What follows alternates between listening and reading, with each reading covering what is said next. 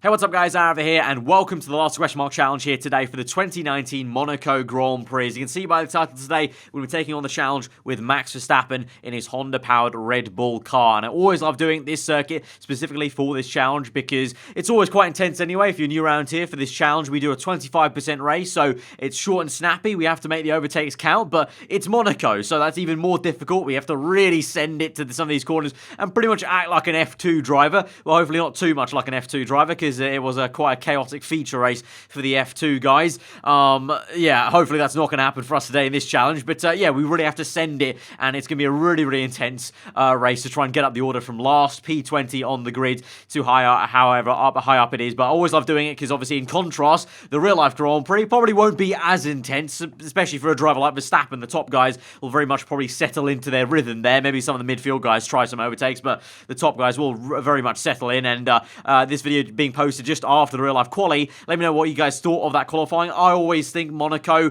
you watch the Monaco race weekend for the quali really rather than the Sunday, so my enjoyment of the weekend's probably already been taken up by that quali session. But let me know what you guys thought of it. But of course the Mercedes guys reigning pretty supreme, looking pretty mighty all throughout practice as well. So I think Sunday, tomorrow, is probably going to be a bit of a procession. Let's hope I've just jinxed it, because sometimes I do jinx things with the last question mark challenge, and sometimes I predict things. Let's hope in this case I've just jinxed it. But let's get straight into it. It's going to be a one-stop, of course. Hypersoft tyres to the Ultras here, in this case with the 2018 game, with the 2019 mod, all the driver transfers and liveries put onto it. But we've got the different tyre compounds from last year's game. But here we go. We're going to get into it then from P20 on the grid as Verstappen here. It's going to be a very hard and fast, intense challenge coming right up here. As we go to 5 red lights from the last row of the grid then here today for the last question mark challenge at the Monaco Grand Prix. 5 lights are out and we're underway. It's a good start for us, but we're on the left-hand side here. That's going to compromise my run into turn 1, so I actually brake early and duck to the inside, and that is actually going to gain us 4 positions there, up into P16, just about cut across Alexander Albon there in the Toro Rosso, and we're up into P16. Pretty damn nice, actually. Turn 1, 4 overtakes made, and now we might even get the other Toro Rosso down Fiat. We have a look on the inside of Casino Square. Oh, that is very, very fine there. I think we've rubbed up against Fiat and also the apex and barrier into the inside, but we make a dive to the inside of Mirabeau, and we've also got the Italian Giovinazzi. We also make another dive to the inside of Grosjean. We're really getting our elbows out here, and we're making no fuss. We're up into P12 now. That is what you want to see in a last question mark challenge here. No nonsense. Get the moves done. Don't dawdle. P12. Bosh, Bob's your uncle, we're done, and now we can try and move on, and hopefully within a lap or two we'll already be in the point-pay positions maybe at the Monaco GP. That's how you need to do it if you want to get into the high points here in this challenge at Monaco. You know, other circuits you can afford to maybe be P16, P14 still by the end of lap 1, even 2, but at Monaco you have to just get the move done. And so here we go, we ride on board here to the inside of Raskas, lock up on the front left, but there we go, the move, the infamous move down the inside of La Raskas. And we're up into P11 on Kevin Magnussen. That was quite iffy actually, because the lock up on the front left could have absolutely screwed me, because I could have just kept sending it further and further deeper into the corner and sent Magnussen straight to the barrier there. But thankfully we were able to slow the car down, rotate it around the right, and we're up into P11, and we're only 1 place off now. The points paying positions looking very good, and we're catching up to the Renault very quickly actually. Of course the Red Bull should be pretty good around Monaco, obviously not as good as the Mercedes car clearly if we look at real life here, but in the game probably one of the best cars to navigate this circuit here, at least in the game I would say. But we are now trying to size up a move on Ricciardo, maybe out the tunnel, you know. I reckon maybe if we get a good enough exit we could make a dive perhaps, because the Renault engine not too great compared to the Honda. Here we go out the tunnel. He's a bit too far back, but we're going to dive and make a lot of time up in the brake zone there, get right up the gearbox of Ricciardo, and so we're going to line up a move maybe into the swing pull section, I want to say, as we chuck it left and fourth gear, get the power down, get very close to the wall on the right, and here we go, size up move, there we go, punch it to the inside, and we made it work there. Thankfully the new layout of that entire chicane kind of helps us a little bit. It allows us to send it a little bit harder on the right hand side, but nonetheless a tricky move to still pull off there with confidence, and you know, not mock it up with a lock-up or anything, because if you lock up there, even worse than Raskas, you're probably going straight into the wall. And so we set the fast lap of the Grand Prix doing so, and so far it's looking very, very good. And so next up is Lando Norris, and we're chasing him now through the Monaco tunnel later on lap number 3, and you're about to see the most disgustingly late dive bomb down the inside there out of the tunnel, really taking the Sergio Perez overtake from 2013 to new heights there with Verstappen in the Red Bull car. Such confidence under braking there with the Red Bull car, and that was such a satisfying overtake, I've got to say, to pull that off. But it's not over yet. Again, lap number 4, the next lap, and again we make an equally disgusting overtake there down the inside. That time was a bit closer because Hulkenberg stuck his nose in there, and so I had to really squeeze him out. But I had the corner because by the time I got to the apex, I was fully alongside him and ahead of him at that point, so he had to back out of that. So 2 overtakes, two consecutive laps, that same corner, mega braking. Couldn't do it without the Red Bull brakes, to be honest there. And so yeah, the confidence is very much being gained here at Monaco. Now we go for a move, a very unorthodox move there around the outside of Mirbro. That is just filthy as well on the outside. 3 awesome overtakes, and at the moment having a lot of fun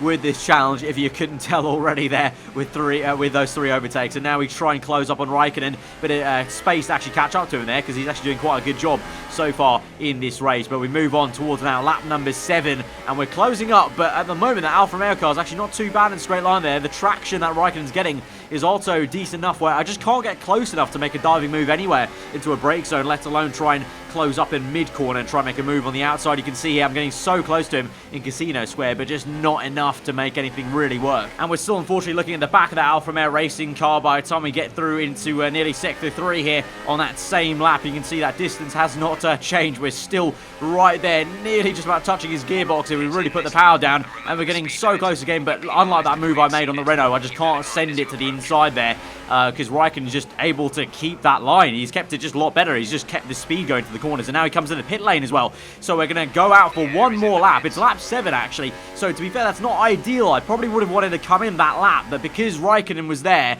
for so long, I thought I need to do the opposite of him, so I went for an overcut here, and so we'll see how it goes, because everyone else pits either on lap 6 or 7, so I've gone a lot longer than everyone. It means my tyres will be fresher at the end, and hopefully this overcut has kind of worked with the clean air, but we'll have to see. But as we go down the pit lane then, obviously in first place right now is actually Sebastian Vettel. That's probably not going to be the case at tomorrow's Grand Prix, I can safely say probably. But then we've got the Mercedes going past Hamilton P2, Bottas P3. We come out P4, now P5 as Leclerc goes through, but we are ahead of Pierre Gasly and Raikkonen. So we've not only jumped Raikkonen, we've also jumped our teammate Gasly, which is a little bit embarrassing there for the Frenchman, because I hadn't even seen him yet in the Grand Prix, and yet I managed to jump him with that overcut. So that was a real mega overcut actually. And so we're into P5, which is pretty much where you would think Red Bull would kind of be around, you know, in a general 2019 kind of gridway. Obviously in Monaco it looks like they're going to be a little bit higher than maybe P5, getting in the mix with you know, ahead of Ferrari. But P5 is generally, you know, P5, 6 is generally where you would feel like Red Bull would be in general 2019 terms. So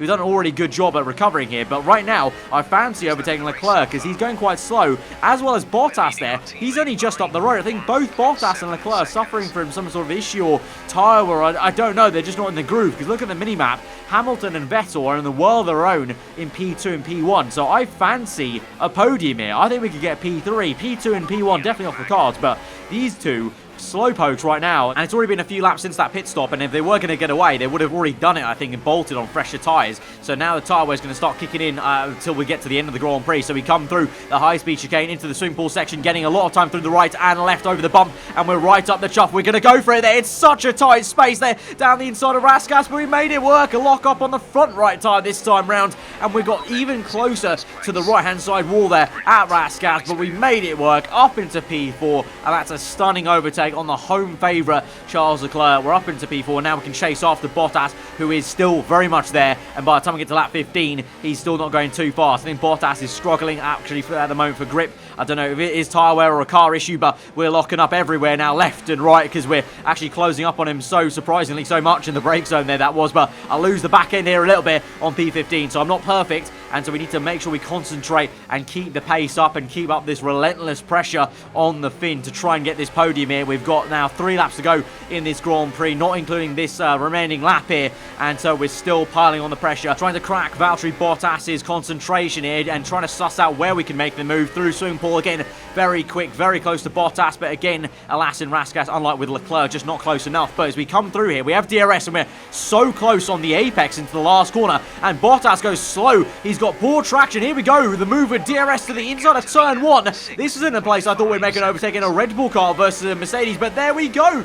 Bottas gives up the place effectively on the outside. He just can't hack it. Didn't have the balls to pull through the car on the exit and try and flirt with the barrier on the left and my car on the right hand side of him, and he just gives up the place quite easily on the exit of the apex. And so we're up into P3, and we've got the podium there. So it'll be Sebastian Vettel that wins this Grand Prix. Like I said, I don't think that will happen on Sunday. Hamilton second place, but we come home for a stonking podium from P20 to P3 at the Monaco Grand Prix. Brilliant job, mate. That's a fantastic podium. Super driving, really strong pace. Very happy. Here's our winner, pulling their Ferrari into Parc Ferme. What a fantastic race it was. And Anthony Davidson, give me your thoughts. How did they accomplish this result? I think a large part of the result comes down to temperament. They were able to keep their heads when everyone around them was losing theirs. And that's allowed them to get the best out of the car, to maximise the strategy, and to stay out of trouble. So a real exciting Monaco Grand Prix there for us with Verstappen, P20 to P3. Very happy with that performance there from myself. I think that's the best we could have got because Hamilton and Vettel were so far ahead. But like I said, guys, probably not going to be the case in terms of the results on Sunday. I'll be utterly shocked if this is the podium come Sunday. But let me know what you guys thought of that race. And obviously come back to this video actually after the real life Grand Prix happened and come back and let me know how I did in terms of, did I get anything right in terms of these race results maybe? Did I jinx anything? Come back to this video after the Sunday's race and let me know in the comments below. But if you guys did enjoy that video, hit that like button. If you're new around here, do subscribe for weekly Formula content. I've been aarava. Have a good day. I'll see you guys next time. Goodbye.